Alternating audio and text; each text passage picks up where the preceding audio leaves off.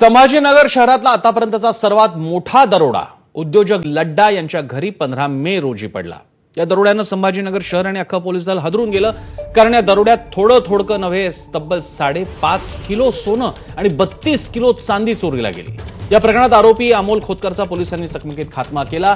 अमोल खोतकरकडे चोरीचं सोनं असल्याचा संशय होता, त्याशिवाय 6 जणांना अटकही करण्यात आली। मात्र पोलिसांनी केवळ 20 तोळे सोनं रिकव्हर केलंय, त्यामुळे बाकीचं सोनं गेलं कुठे असा सवाल उद्योजक संतोष लड्डा यांनी उपस्थित केलाय। दरम्यान लड्डा यांच्याकडे एवढं सोनं आलं कुठून, घरात एवढं सोनं का ठेवलं, घरात एवढं सोनं असताना सीसीटीव्ही का लावले नाहीत, या सगळ्या प्रश्नांची उत्तरं आम्ही लड्डा यांना विचारली आणि उद्योजक संतोष लड्डा यांनी एबीपी माझाला या सगळ्या प्रश्नांची उत्तरं दिली आहेत।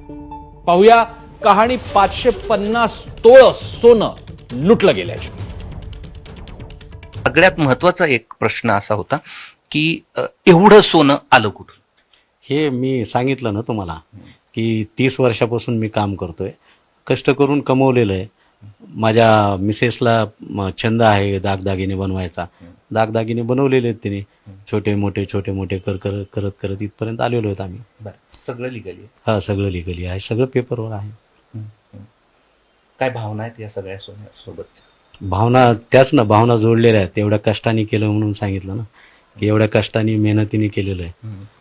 मग काही नव्हतं, काही नसताना आम्ही एवढं काम करून नोकरी करून, चांगल्या पदावर नोकरी करून, सगळ्या गोष्टी करून काम केलेलं आहे, कमवलेलं आहे। एका रात्रीतून गेलं? एका रात्रीतून गेलं। वाईट तर वाटतंच, एका रात्रीतून गेलं, वाईट वाटतंच। एखादा दागिना तुम्ही दिला असेल घरच्यांना, म्हणजे पत्नीला दिला असेल? हा, ते तर अॅनिव्हर्सरी आहे, वाढदिवस आहे, तर होतच ना त्याच्यावर की काय दागिना करू, अशा प्रकारेच होतं ना। आणखीन एक प्रश्न की एवढं घरात का ठेवलं होतं? हा ऍक्च्युली असं कधी डोक्यात आलंच नाही ना की असं काय होईल म्हणून, आणि घरी माणूस असतोच ना, त्याच्यामुळे तसं पण काही डोक्यात कधी विचार आला नाही। बाकी काही असं घरात ठेवण्याचा काही स्पेसिफिक पर्पज नव्हता त्याचा।